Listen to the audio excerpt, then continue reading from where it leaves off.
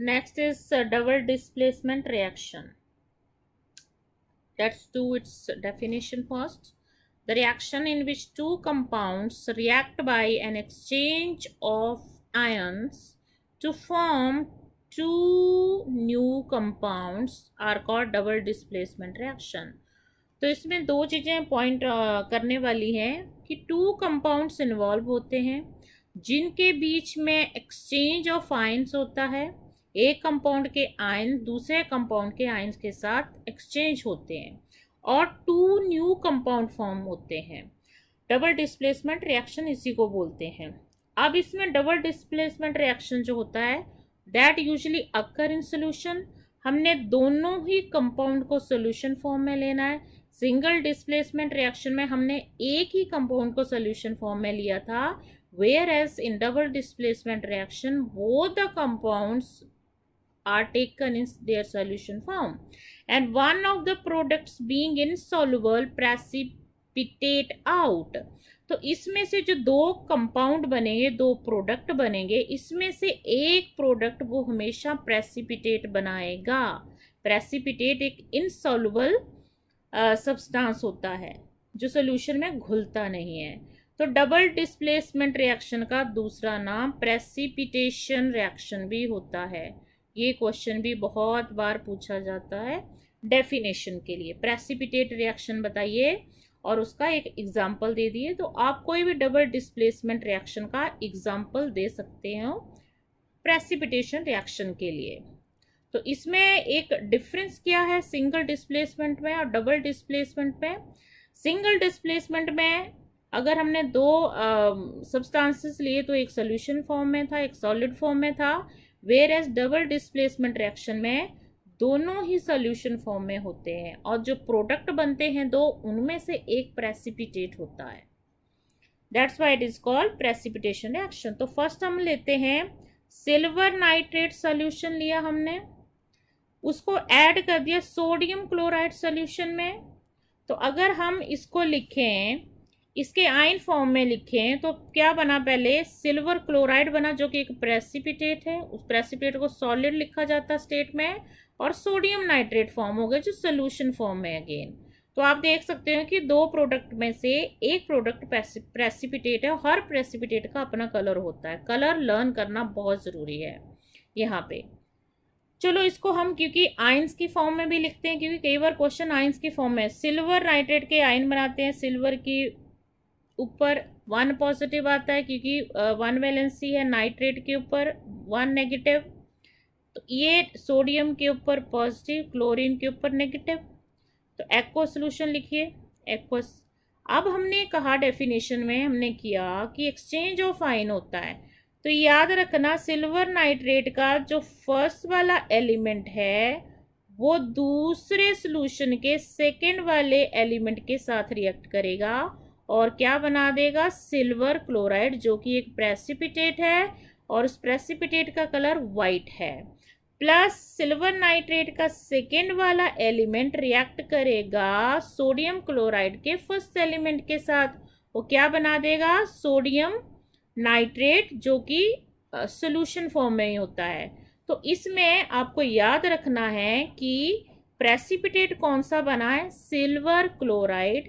क्या कलर है? वाइट। ये आपको याद करना बहुत ज़रूरी है। और इसके आयनिक फॉर्म में भी आपको इसकी इक्वेशन लिखनी आनी चाहिए। कई बार आयनिक में ही पूछ लेते हैं, आयनिक इक्वेशन लिखिए इसको।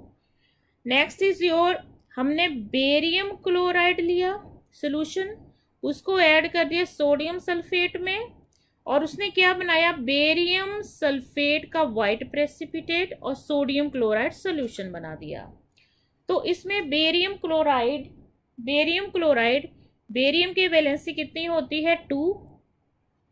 तो बेरियम क्लोराइड का बेरियम रिएक्ट करेगा सल्फेट के साथ, क्योंकि फर्स्ट एलिमेंट इस सोल्यूशन का, सेकेंड एलिमेंट इस सोल्यूशन को। क्या बना दिया? बेरियम सल्फेट, जो कि एक प्रेसिपिटेट है, इनसॉल्युबल है सोल्यूशन में, वो सेपरेट आउट हो जाएगा। प्लस इसका सोडियम, इसका क्लोरीन रिएक्ट करके सोडियम क्लोराइड बना दिया जो कि सोल्यूशन फॉर्म में है। तो इसको आप आयनिक फॉर्म में भी लिख सकते हैं क्योंकि एक्सचेंज ऑफ आयंस को ही डबल डिस्प्लेसमेंट रिएक्शन बोलते हैं। तो अब रिएक्शन जितने भी हमने किए, 2 किए हैं अभी तक, उनको any reaction in which an insoluble solid called precipitate is formed that separate from its solution is called precipitation reaction। तो ये डेफिनेशन आपने लर्न करनी है और इसमें कोई भी डबल डिस्प्लेसमेंट रिएक्शन लर्न कर लो, कोई भी एग्जांपल लर्न कर लो, आपका प्रेसिपिटेशन रिएक्शन हो जाएगा। Sorry, let's do the next one. आगे हमने करना है बेरियम क्लोराइड सोल्यूशन को ऐड किया हम कॉपर सल्फेट में। तो कॉपर सल्फेट का कलर क्या था? ब्लू, लेकिन इसमें कलर डबल डिस्प्लेसमेंट प्रेसिपिटेट के कलर लर्न करने हैं आपने। सोल्यूशन के कलर याद करने का मतलब it's not that useful.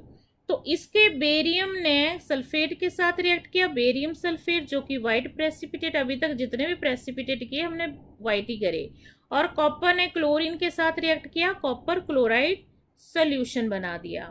Next is copper sulphate solution. अब यहाँ पे हमने हाइड्रोजन सल्फाइड गैस ली है कि हाइड्रोजन गैस को हमने पास किया over copper sulphate solution. Then आपको क्या मिलेगा? कॉपर सल्फाइड जो कि ब्लैक कलर का प्रेसिपिटेट है। कॉपर ऑक्साइड भी ब्लैक होता है, कॉपर सल्फाइड भी होता है, और वो ब्लैक कलर का प्रेसिपिटेट बन गया, प्लस सल्फ्यूरिक एसिड फॉर्म हो गया। तो ये डबल डिस्प्लेसमेंट रिएक्शन है, 2 कंपाउंड ने रिएक्ट किया और 2 ने कंपाउंड इसने बना दिए। Let's do the next one. Next example is aluminium chloride. Aluminium की वैलेंसी 3, क्लोरीन की 1, दैट्स वाई AlCl3। सोल्यूशन ने रिएक्ट किया अमोनियम हाइड्रोक्साइड, अमोनियम की वैलेंसी 1, हाइड्रोक्साइड की 1, दैट्स वाई NH4OH। तो रिएक्ट करने के बाद एल्युमिनियम का आयन रिएक्ट करेगा हाइड्रोक्साइड ऑफ अमोनियम हाइड्रोक्साइड के साथ, और क्या बना दिया? White precipitate which is aluminium hydroxide, इसकी वैलेंसी 3s की 1 है। नेक्स्ट क्या बच गया? अमोनियम ने इस क्लोरीन के साथ रिएक्ट किया और क्या बना दिया? Ammonium chloride.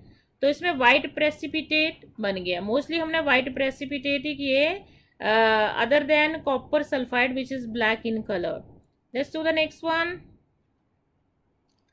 I think this is important, very important, बहुत बार पूछा जाता है ये। This is lead nitrate, lead nit PbNO3 twice. इसका सोल्यूशन लिया हमने, is added to lead potassium iodide solution. तो इसमें इसका लेड ने रिएक्ट किया इसके आयोडीन के साथ, क्या बना दिया? येलो कलर का precipitate which is lead iodide. आपको ये सारे प्रेसिपिटेट डबल डिस्प्लेसमेंट रिएक्शन के साथ याद करने पड़ेंगे with the colour. Plus sodium nitrate solution form हो गया। नेक्स्ट इज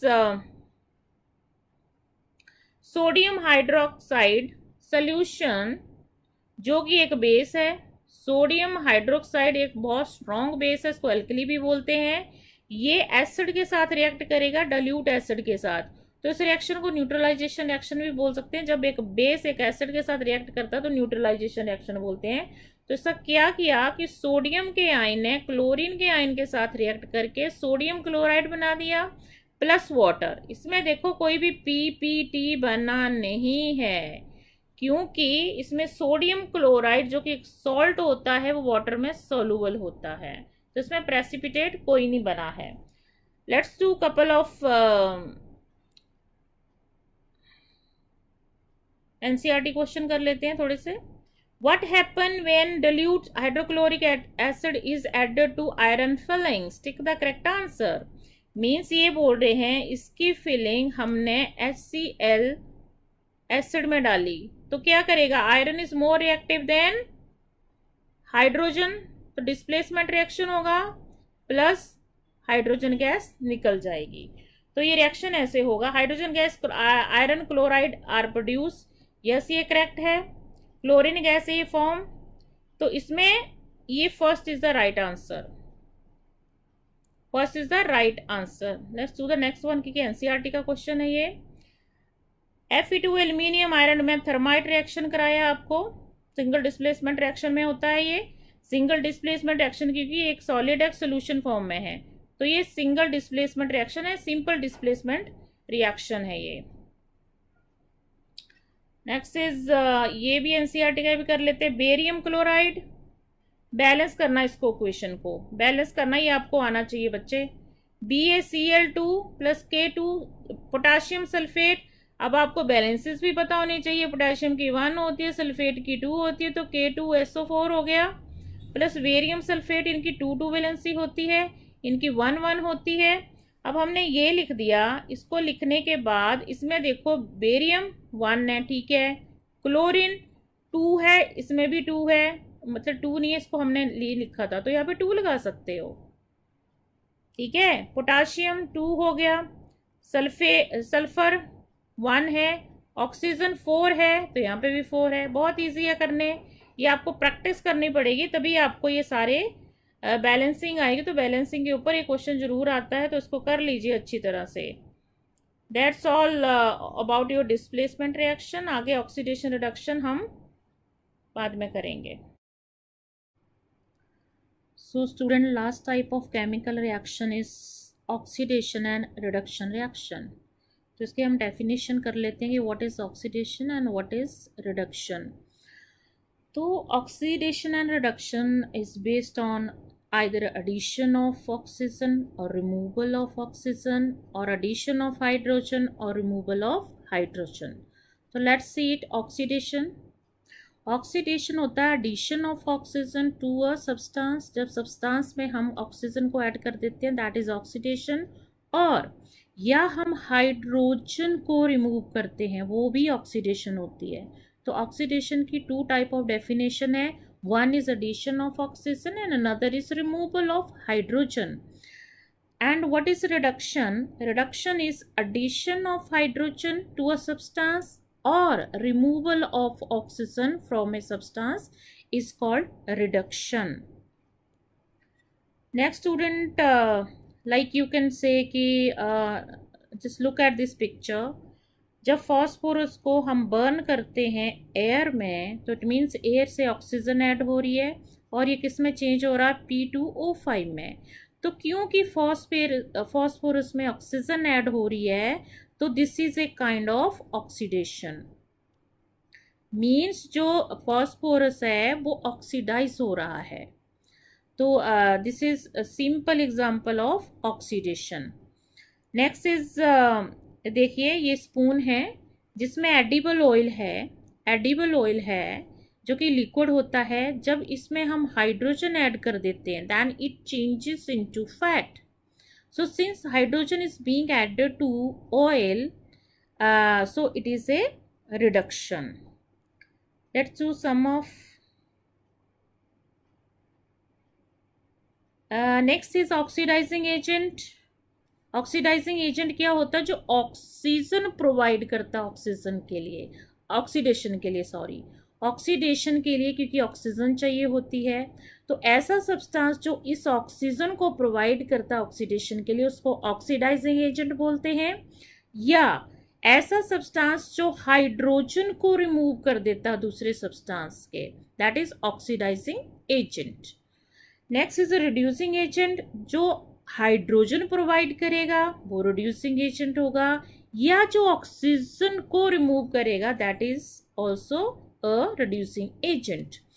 नाउ स्टूडेंट्स, कोई भी केमिकल रिएक्शन जिसमें ऑक्सीडेशन और रिडक्शन साइमल्टेनियसली होती है, तो उसको हम बोलते हैं रिडॉक्स रिएक्शन। जो वर्ड रेड है, that stands for reduction, and जो ऑक्स है, that stand for oxidation. So let's do couple of examples on the same concept. Example number 1. This is the reaction copper oxide react with hydrogen to form copper and water. अब इस reaction में आप देखिए, copper किस में change हो रहा है, कॉपर ऑक्साइड किस में चेंज हो रहा है, कॉपर में। तो इट मीन्स यहाँ पे कॉपर किस में चेंज हो रहा है, कॉपर ऑक्साइड कॉपर में, मतलब यहाँ पे ऑक्सीजन रिमूव होगी। अब ऑक्सीजन के रिमूवल को हम क्या बोलते हैं, रिडक्शन। तो मीन्स कॉपर ऑक्साइड जो है वो एक्चुअली रिड्यूस्ड है, वो रिड्यूस हो रहा है, किस में? कॉपर में, क्योंकि ऑक्सीजन रिमूव हो रहा। बाय डेफिनेशन ऑफ रिडक्शन, कि जब ऑक्सीजन का रिमूवल होता है तो उसको रिडक्शन बोलते हैं। तो it means copper oxide is reducing into copper. Next is hydrogen. Hydrogen is changing into water.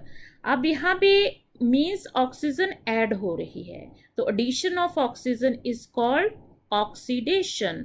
It means hydrogen gas is oxidised to water, क्योंकि ऑक्सीजन की एडिशन हो रही है। नेक्स्ट हम करते हैं कि अगर आपको रिडक्शन एंड ऑक्सीडेशन का कॉन्सेप्ट थोड़ा समझ आ गया हो तो आगे हम करते हैं कि इसी में से रिड्यूसिंग और ऑक्सीडाइजिंग एजेंट कैसे फाइंड आउट करने हैं।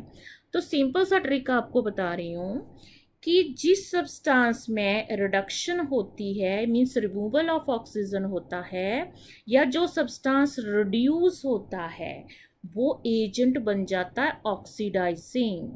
Oxidising agent. इट मीन्स जो कॉपर ऑक्साइड है वो एक ऑक्सीडाइजिंग एजेंट है, लेकिन ये खुद रिड्यूस हो रहा है। तो जो सब्सटेंस खुद रिड्यूस होता है वो एक्चुअली ऑक्सीडाइजिंग एजेंट बन जाता है। तो आप इसको ले सकते हो ROA। जो रिड्यूस सब्सटेंस है वो बिहेव करता है as an oxidising agent. Now hydrogen changing into water, oxidation is taking place. तो ऑक्सीडेशन जिसमें होती है वो रिड्यूसिंग एजेंट का काम करता है। तो ऑरा से याद रखना है, जिसमें ऑक्सीडेशन होगी या जो सब्सटेंस ऑक्सीडाइज होगा वो रिड्यूसिंग एजेंट जैसे बिहेव करता है। तो ROA ORA ये थोड़ा सा उल्टा हो गया, तो इसको इजी ट्रिक सा है, इसको याद करने का बहुत ही इजी तरीका है। तो इसमें पूरे रिएक्शन में EPC सब्सटेंस कौन सा ऑक्सीडाइज हुआ है? हाइड्रोजन, क्योंकि वाटर में चेंज हो गया, एडिशन ऑफ ऑक्सीजन हो गया। रिड्यूस कौन सा हो गया? ऑक्सीजन निकल गई कॉपर ऑक्साइड से, तो ये रिड्यूस हो गया। अब मैंने आपको क्या कहा था कि जो रिड्यूस होता है वो ऑक्सीडाइजिंग एजेंट बन जाता है। तो यहाँ पे रिड्यूस कौन हुआ? Copper oxide. Now it is an oxidising agent.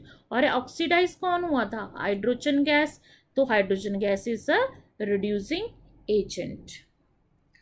Let's do one more reaction. Let's do this one. Hydrogen sulfide react with chlorine to form sulfur and HCl. अब in this reaction you can see hydrogen sulfide changing into sulfur. As you can see यहाँ पे hydrogen जो है वो minus हो रहा है, means hydrogen is being removed from hydrogen sulfide.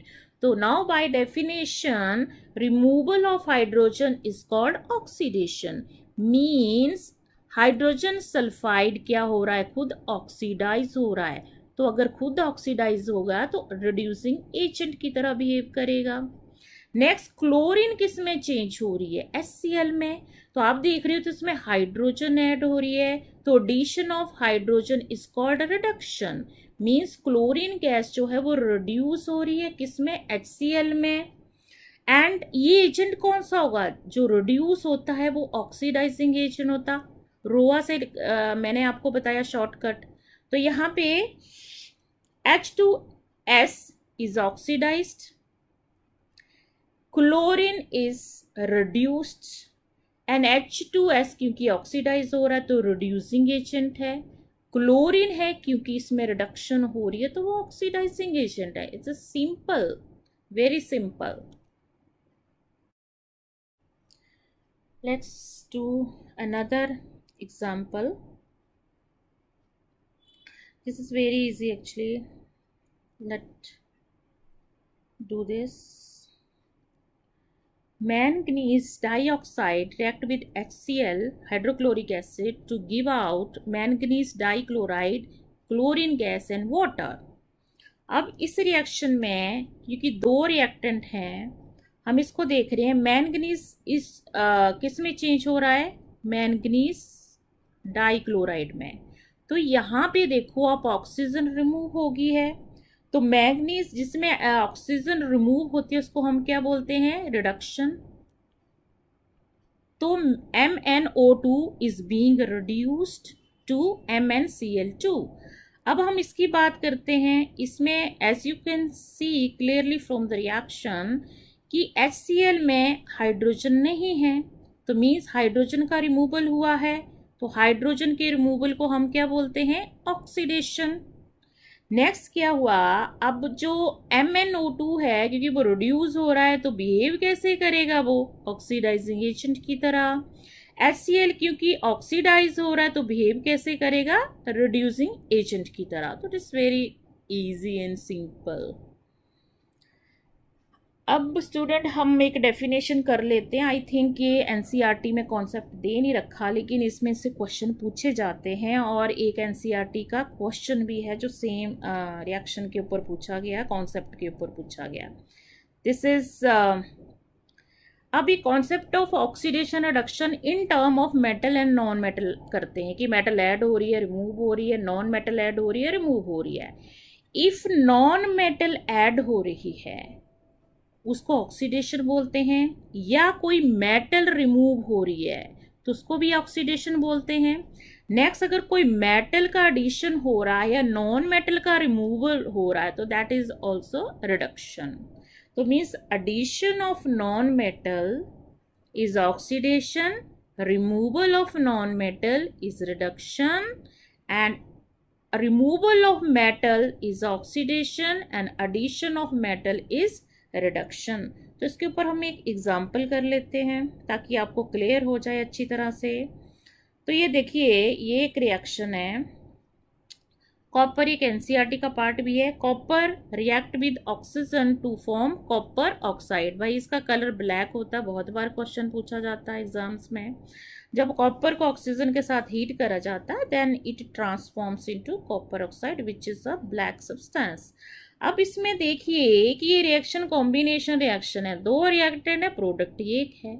Means दोनों ही रिएक्टेंट कंबाइन करके एक सिंगल प्रोडक्ट बना रहे हैं। तो हम इसको ऑक्सीडेशन रिडक्शन के टर्म्स पे कैसे देखेंगे?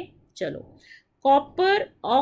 कॉपर भी चेंज हो रहा कॉपर ऑक्साइड में, ऑक्सीजन भी चेंज हो रही है कॉपर ऑक्साइड में।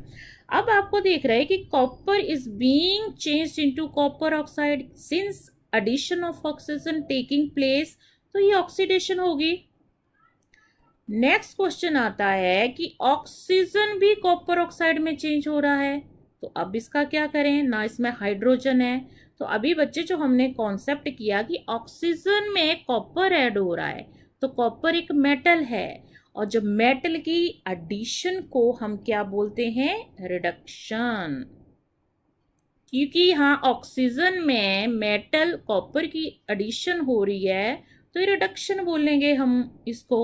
तो इसमें copper is changing into copper oxide, वो ऑक्सीडेशन हो रही है, जिसमें जो सब्सटेंस ऑक्सीडाइज होता है वो रिड्यूसिंग एजेंट होता है, और oxygen again changing into copper oxide, उसमें रिडक्शन हो रही है, तो जो सब्सटेंस रिड्यूस होता है उसको हम ऑक्सीडाइजिंग एजेंट बोलते हैं। आई होप स्टूडेंट आपको ये समझ आ गया हो।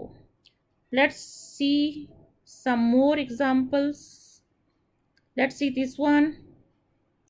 Sulphur dioxide and hydrogen sulphide changes into water and sulphur. अब यहाँ पे हाइड्रोजन भी है, ऑक्सीजन भी है, और इसमें हाइड्रोजन और ऑक्सीजन दोनों ही हैं। तो सबसे पहले इसको रिएक्शन को करेंगे कैसे?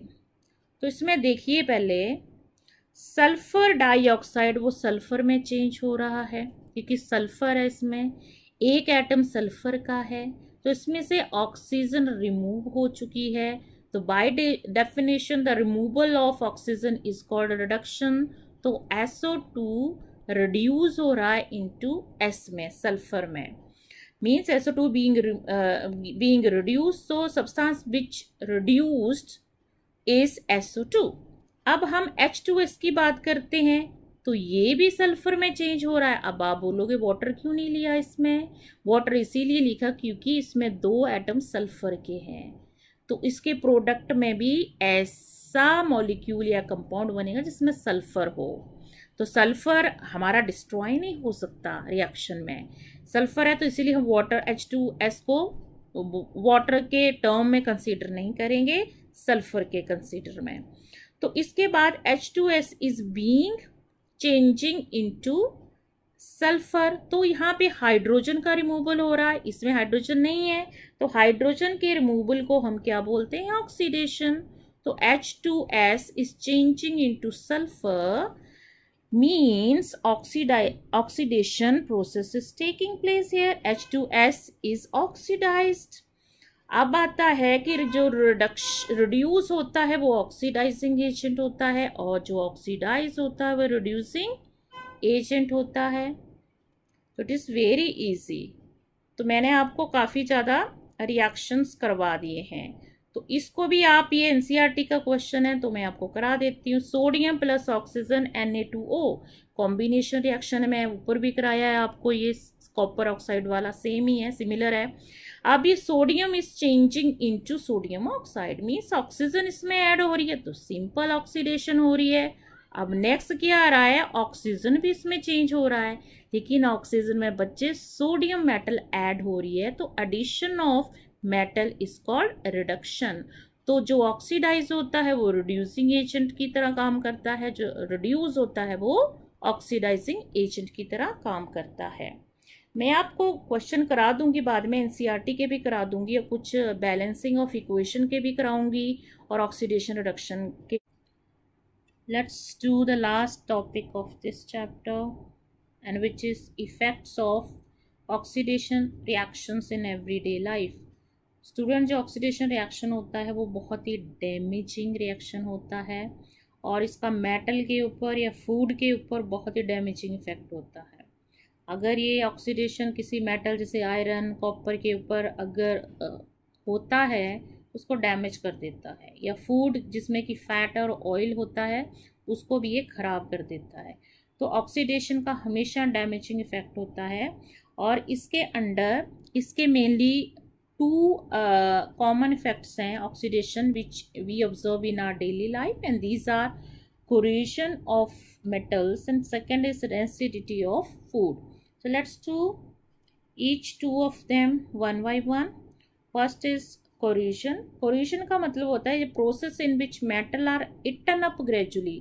मेटल जो होती है वो खराब डैमेज हो जाती है, किस लिए, by the action of air. Air का मतलब ऑक्सीजन, मॉइस्चर मीन्स वाटर, और अदर केमिकल या कोई एसिड भी हो सकता है जैसे HCl, H2SO4 जो कि एसिड रेन से होता है ऑन देयर सरफेस।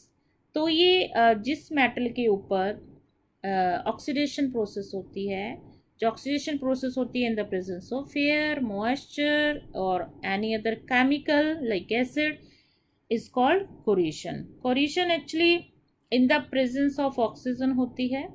और रस्टिंग जो है आयरन की, ये बहुत इम्पॉर्टेंट एक टाइप है कोरोजन की।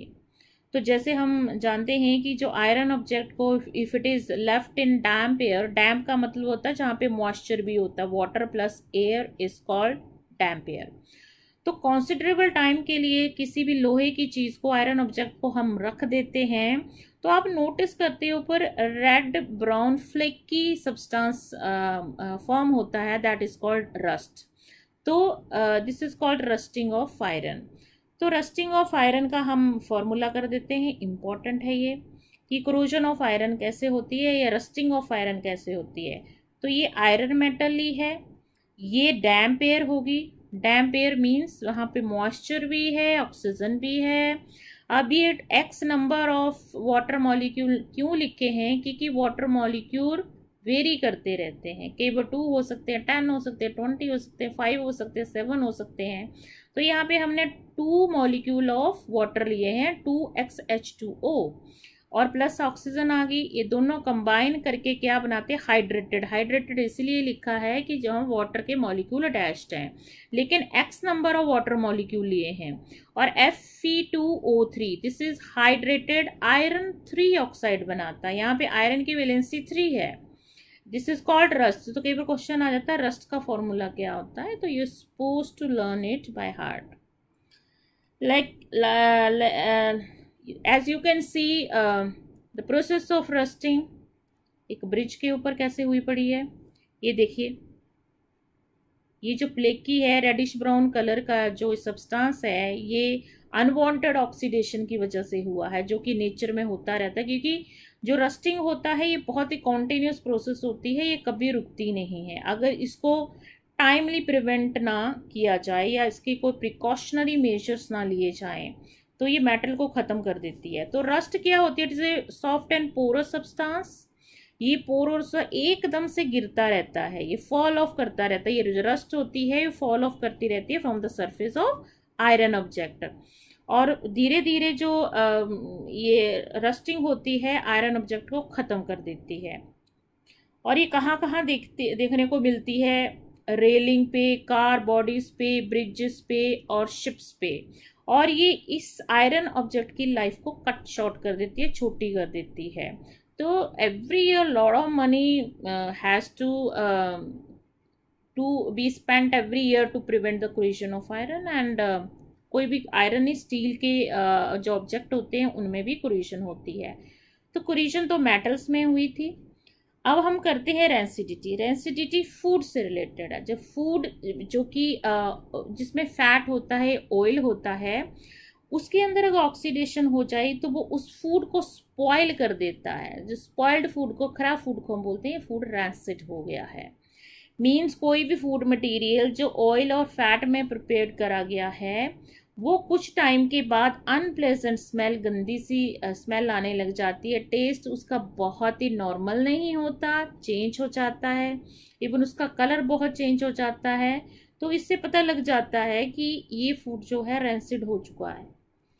When the fat or oil present in food get oxidized by the oxygen, their oxidation product have unpleasant smell or taste. तो condition produced by aerial मतलब in the presence of air, oxidation of fat and oil in foods which is marked by unpleasant smell and taste is called rancidity. तो rancidity के बाद हम कहते हैं food is spoiled and this food gives unpleasant smell, unpleasant taste and changed color. तो हम ये food जो होता है इसको बोलते हैं rancid food and this becomes unfit for eating. अगर आप खाओगे तो आपको इन्फेक्शन हो सकती है। Now student, there are some of the preventive measures which slow down the process of rancidity या oxidation. First is by adding antioxidant to the food which contain fat and oil. Antioxidant कुछ नहीं होते, they are the chemicals जो oxidation को prevent करते हैं, और antioxidant actual में रिड्यूसिंग एजेंट होते हैं। तो मेन ये क्या करते हैं? स्लो डाउन कर देते हैं प्रोसेस ऑफ ऑक्सीडेशन की। इसलिए फूड जो होता है वो रेंसिडिटी डेवलप बहुत स्लो करता है, ये प्रिवेंट कर देता है कम्प्लीटली। तो एंटीऑक्सीडेंट आपको लर्न करने हैं। BHA butylated hydroxy NaCl and BHT butylated hydroxy toluene. ये दो तरह के एंटीऑक्सीडेंट है जो प्रिवेंट करते हैं द प्रोसेस ऑफ ऑक्सीडेशन से, ताकि रेंसिडिटी डेवलप ना हो सके। Next is it can be prevented by packing food oil containing in nitrogen gas. जैसे आपने देखे होंगे चिप्स के पैकेट्स होते हैं, उनके अंदर गैस भरी होती है, तो गैस होती है नाइट्रोजन। सिंस नाइट्रोजन एक अनरिएक्टिव गैस होती है तो ये there is no oxygen to cause oxidation. ये पैकेट है चिप्स का, इसके अंदर अगर हमने नाइट्रोजन गैस फिल कर दी है तो नाइट्रोजन गैस ऑक्सीजन को अपने चिप्स के कांटेक्ट में नहीं आने देती। जैसे पोटैटो चिप्स हो गया, कोई भी similar kind of food product हो गया, तो उसको जो प्लास्टिक बैग होते हैं जिसमें चिप्स डले होते हैं वो भरे होते हैं नाइट्रोजन गैस से, क्योंकि प्रिवेंट करती है, prevent the chips from being oxidise and turn rancid. Rancid नहीं होने देती है। एंटीऑक्सीडेंट, नाइट्रोजन गैस, दो कर लिए हमने। नेक्स्ट इज ये रेपिटेटिव है बुक में। Third is by keeping food in refrigerator. अब रेफ्रिजरेटर जर्नी हम देखते हैं कि एक फूड अगर बाहर एक रूम टेम्परेचर पे रह जाए तो जल्दी खराब हो जाता है। उसी फूड को if we put in refrigerator तो वो फूड की जो स्पॉइलेज एक प्रोसेस होती है वो स्लो डाउन हो जाते हैं, तो फूड काफ़ी टाइम तक ठीक रहता है। तो एक्चुअली होता क्या है, रेफ्रिजरेटर के अंदर टेम्परेचर बहुत लो होता है। लो टेम्परेचर के अंदर जो ऑक्सीडेशन की प्रोसेस है वो स्लो डाउन हो जाती है, तो इसलिए डेवलपमेंट ऑफ रेंसिडिटी रिटार्ड हो जाती है। Fourth is by storing food in air tight container. तो ये तो बहुत सिंपलेस्ट मेथड है कि अगर कोई ऑक्सीजन ऑफ एयर को एक्सपोजर नहीं मिलेगा अगर एयर टाइट कंटेनर में, क्योंकि जो कंटेनर के अंदर जो मटेरियल है, फूड प्रोडक्ट है, जब ऑक्सीजन के कांटेक्ट में नहीं आएगा तो ऑक्सीडेशन नहीं होगी और रेंसिडिटी भी नहीं होगी develop. And fifth and last one is कि लाइट से दूर रखना चाहिए इसे फूड को, क्योंकि लाइट की एब्सेंस में जो ऑक्सीडेशन होती है वो स्लो डाउन हो जाती है और रेंसिडिटी की डेवलपमेंट जो होती है वो भी रिटार्ड हो जाती है। So students, with this video we complete our chapter, which is chemical reaction and equation. I hope you understood the chapter well. Still you have any suggestion, doubts, please do let me know through your comments. And student, please like, share and subscribe to my channel. And thank you students for watching this video.